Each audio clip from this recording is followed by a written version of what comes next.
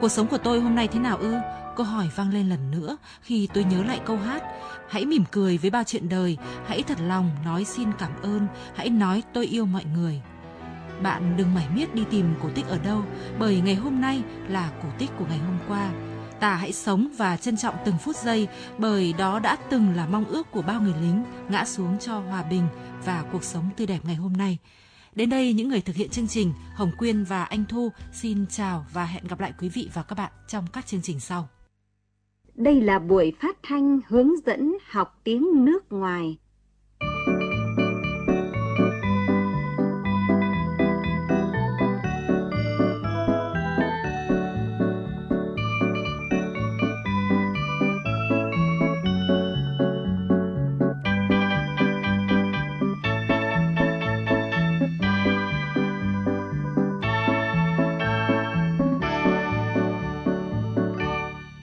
Chương trình hướng dẫn học tiếng Anh.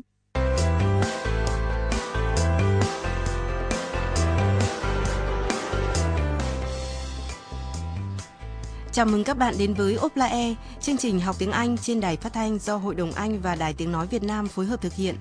Tôi là Cẩm Thi. Hôm nay chúng ta tiếp tục câu chuyện The Wedding. Đám cưới. Pavi nghĩ rằng ai đó trong văn phòng sắp kết hôn. Cô ấy nghi ngờ rằng người đó là cơ trưởng. Và khi cô ấy và Pavi thấy cơ trưởng ăn tối với bà Sophia Edenhouse trong một nhà hàng ở Freeport, thì cô ấy bắt đầu nghĩ rằng cơ trưởng có ý định cưới bà ấy. Nhưng cơ trưởng và Sophia chưa bao giờ là bạn bè. Vậy liệu ông ta có cưới kẻ thù cũ của mình không? Không phải là bà ấy đã kết hôn rồi hay sao? Đây là những gì đã diễn ra trong chương trình lần trước. But just a moment. Aren't we forgetting something here? I mean, she's Mrs. Edenhouse, isn't she? She's already married. Yeah, you know what, Layla? You're right. She is Mrs. Edenhouse. Let me check that. I'll look her up on the internet. Sophia Edenhouse. Here we are. Businesswoman and consultant. Based in Freeport. Ah, this is it. Married in 2001. But, oh, listen to this. Her husband died tragically in a car crash the following year. So you're right. She is Mrs. Edenhouse, but she's not married anymore. So you see, it is possible. No, Pavi. I think you're getting carried away. Let's just wait and see, shall we? Đoạn hội thoại hôm nay bắt đầu với chủ đề khác. Pavi nói với Vinny. I was wondering if you could have a word with Betsy. Tôi đang băn khoăn liệu ông có thể nói chuyện với Betsy được không? Cô giải thích lý do. You remember Mrs. Kashori set up a meeting for her at the bank? Ông có nhớ bà Kashori đã sắp xếp một cuộc họp cho Betsy tại ngân hàng không? Ông Vinny hỏi lại. To talk about Betsy's booster? Để nói về nước tăng lực Betsy á? Và dĩ nhiên, đó là tên thứ nước tăng lực của Betsy. Pavi nói tiếp. Well, she's been offered a contract for quite a lot of money. Cô ấy đã được mời ký hợp đồng, khá là nhiều tiền. Nhưng trước khi họ tiếp tục bàn về việc đó, cơ trưởng đến văn phòng và nói. Have you seen the newspaper this morning? Mọi người đã xem báo sáng nay chưa? Và đây là 3 câu hỏi các bạn cần lưu tâm khi nghe hội thoại. Cơ trưởng nổi cáu về việc gì? Ai chịu trách nhiệm cho tình huống này? Và điều đó đã làm Pavi thay đổi suy nghĩ như thế nào? Chúng ta cùng nghe và trả lời nhé. Vinny, I was wondering if you could have a word with Betsy. Sure. Why? You remember Mrs. Kashori set up a meeting for her at the bank? Yes, of course. To talk about Betsy's booster. Well, she's been offered a contract. Really? Yes, for quite a lot of money. Ooh, I bet she's pleased. Well, I think she's pleased, really. But she's a bit confused. She doesn't know what to do, so I thought, you know about business. Maybe you could speak to her. Well, of course I can. Morning, everyone. Hello, everyone. Good morning, Captain. Morning, Muzz. Ah, Vinny, there you are. Have you seen the newspaper this morning? No. Why? Is everything all right, Captain? Look at this. Concern over noise pollution at Freeport City Airport. Local residents have raised concerns about plans to introduce extra flights because of worries about noise levels. But there are no plans to introduce extra flights. I mean, we'd like to run an extra flight, but we can't raise the money, can we? Yes, it sounds ridiculous to me. I mean, nobody's worried about noise in Freeport, are they? Exactly. I don't know what's going on here, but there's more to this than meets the eye. Anyway, the other thing is, do you know who's behind all this? No. Sophia Eden Howe. What? Look, says so right there. But I thought she'd turned over a new leaf after the marathon and everything. Yes, so did I. I mean, I even had dinner with her the other evening. There were a few things I wanted to ask her, so I took her to that new Lebanese restaurant in town. It cost me a fortune, and she didn't even mention this. Oh, you just can't trust her. She's always up to something. She's always got some crafty plan. 1 minute, she's all smiles. The next minute, she'll stab you in the back. Oh, that woman! She makes me absolutely furious. Anyway, Captain, it's nearly 10:30. I think we'd better go. Yes. Well, I suppose we had. See you later, you two. Bye, Captain. So, do you still think the captain's planning to marry Sophia Eden Howe then? Well, maybe he was just making it up. You know, trying to throw us off the scent. Oh, come on, Pavi. Oh, all right. Maybe I was wrong. Vậy cơ trưởng nổi cáu vì việc gì? Ông ấy đọc một tít báo. Concern over noise pollution at Freeport City Airport. Mối quan ngại về ô nhiễm tiếng ồn tại sân bay thành phố Freeport. Tất cả mọi người trong văn phòng đều ngạc nhiên vì điều này. Pavi nói. Nobody's worried about noise in Freeport. Không có ai lo lắng về tiếng ồn ở Freeport cả. Cơ trưởng nghĩ rằng bài báo không nói đúng toàn bộ sự thật, bởi vì theo ông thì... There's more to this than meets the eye. Vấn đề này không như bài báo viết đâu. Có ai chịu trách nhiệm cho việc này? Cơ trưởng nói. Do you know who's behind all this? Sophia Eden Howe. Mọi người có biết ai đứng sau tất cả những việc này không? Bà Sophia Eden Howe đấy. Ông ấy nói tiếp. Oh, you just can't trust her. She's always up to something. Không thể tin tưởng bà ta được. Bà ta luôn nghĩ ra cái gì đó. She's always got some crafty plan. Trong đầu bà ta luôn sẵn có những mưu kế rất xảo quyệt. Cơ trưởng đang rất tức giận về việc này. Ông nói. Oh, that woman. She makes me absolutely furious. Ôi, người đàn bà ấy. Bà ta làm tôi thực sự điên tiết. Và điều này đã làm thay đổi suy nghĩ của Pavi như thế nào? Mars hỏi cô. So, do you still think the captain's planning to marry Sophia Eden Howe then? Cô có còn cho rằng cơ trưởng có ý định cưới Sophia Eden Howe không? Pavi phải thừa nhận. Maybe I was wrong. Có lẽ tôi đã sai. Hãy nghe Opera nếu bạn muốn nâng cao kỹ năng nghe nói tiếng Anh cùng với người bản xứ. Chương trình được phát sóng vào lúc 10 giờ 15, 13 giờ 30 và 23 giờ các ngày thứ Tư và thứ Năm hàng tuần trên hệ VOV2 Đài Tiếng Nói Việt Nam. Trong tình huống tiếp theo, Vinny đến gặp Betsy để nói chuyện về bản hợp đồng nước tăng lực Betsy tại căn bếp của cô. Betsy than phiền với ông là cô đang lo lắng. I feel under pressure. Tôi cảm thấy áp lực. They want me to give them an answer by the end of the week. I mean, that's tomorrow. Họ muốn tôi trả lời vào cuối tuần, ngày mai rồi đấy. Và câu hỏi tiếp theo là, ông Vinny bảo Betsy làm gì? Ông ta nói. Do you mind if I have a look at the contract? Cô có thể cho tôi xem bản hợp đồng được không? Và khi nghe, các bạn hãy lưu ý để trả lời thêm 3 câu hỏi nữa. Đó là, Vinny nghĩ gì về bản hợp đồng? Ông ấy đề nghị làm gì cho Betsy? Và ông ấy để ý điều gì ở cuối bản hợp đồng? Mời các bạn nghe để tìm câu trả lời nhé. So, Pavi tells me they've made you an offer for Betsy's booster. Yes, they have. Well, congratulations. Yes, I suppose it is good news. I mean, it's fantastic, really. But for some reason, I don't feel comfortable about it.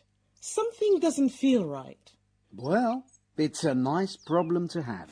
Yes, you're probably right. But I feel under pressure. They want me to give them an answer by the end of the week. I mean, that's tomorrow, and I don't like it. I want some time to think. Ah, that's That's an old trick. Don't be fooled by that. If they want Betsy's booster, they'll wait for it, believe me. I tell you what, though. Do you mind if I have a look at the contract? Oh, no, not at all. To be honest, I can't make head or tail of it. There you are. Right. Well, the first thing to say is I've never heard of these people. No, nor me. But Mrs. Kashori introduced me to them, so they must be a proper company. Oh, I don't know. You can never be too careful. Yes. Look at this. And this. Oh, yes. There are a few dodgy things in this contract. I can see that immediately. Do you know what, Betsy? I wouldn't trust them. Well, I'm pleased you said that, because as I say, I've got a funny feeling about them. And do you know something else? I'm pretty sure I could get you a much better deal.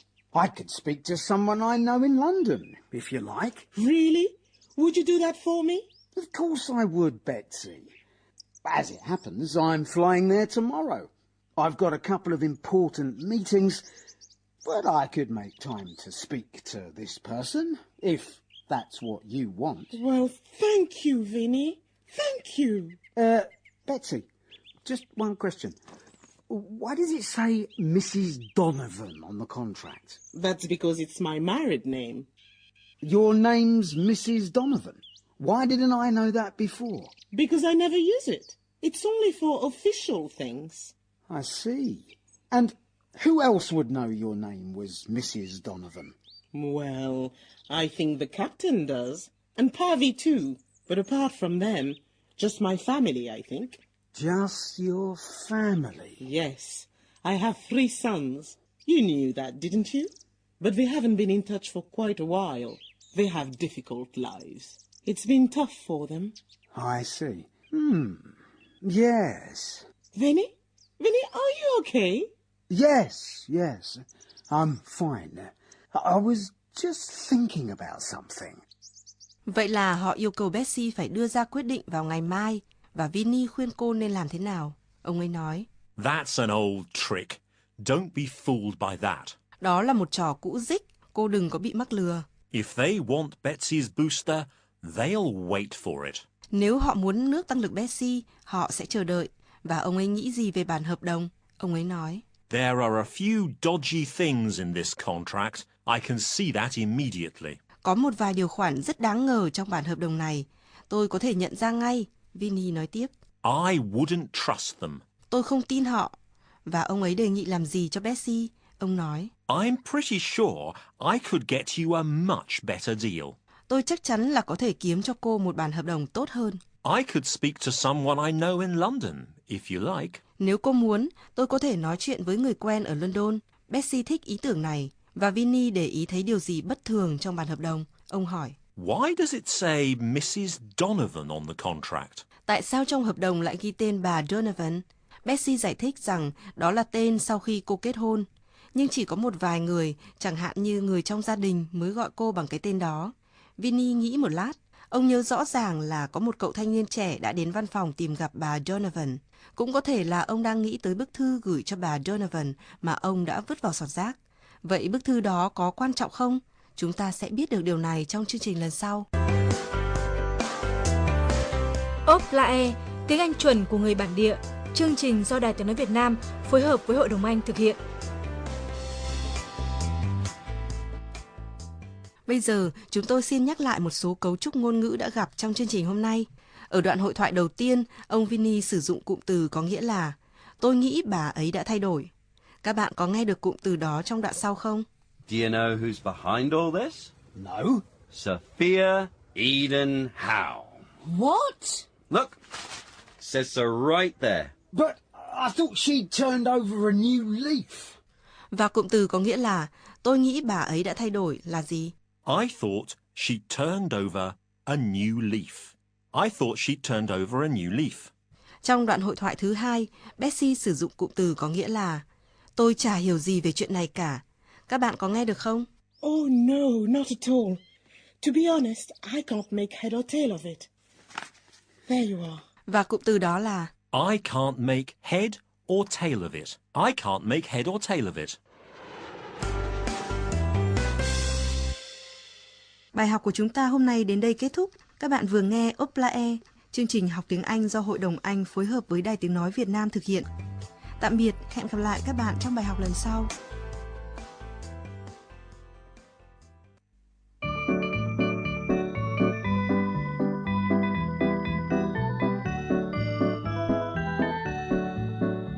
Chương trình hướng dẫn học tiếng Pháp.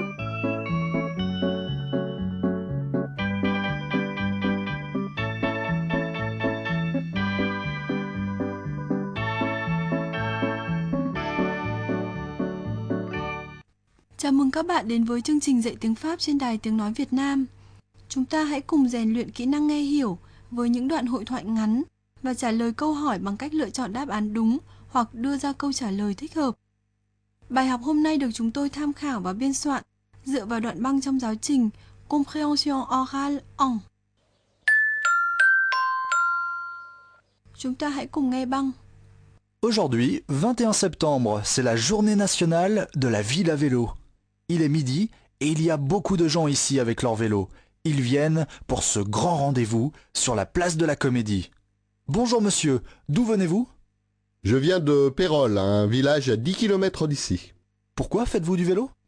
J'adore ça. J'aime la nature, le silence. J'ai une voiture, mais je préfère le vélo. Vous allez au travail en vélo? Bien sûr. Bravo! Ce sont vos enfants? Oui, mes enfants et leurs cousines. Et ils sont tous ici avec leur vélo. Et vous, madame, vous venez d'où? Nous venons de Palavas. Je suis avec mon mari et nos 2 enfants. Các bạn thân mến, mời các bạn trả lời một số câu hỏi của chúng tôi. Ngày hôm nay là ngày bao nhiêu? C'est quel jour? A. Le 11 septembre. B. Le 21 septembre. C. Le 31 septembre. Đáp án đúng là B. Hôm nay là ngày 21 tháng 9. Le 21 septembre. Các bạn lưu ý, khi nói về mốc thời gian là ngày, chúng ta sẽ dùng với mạo từ xác định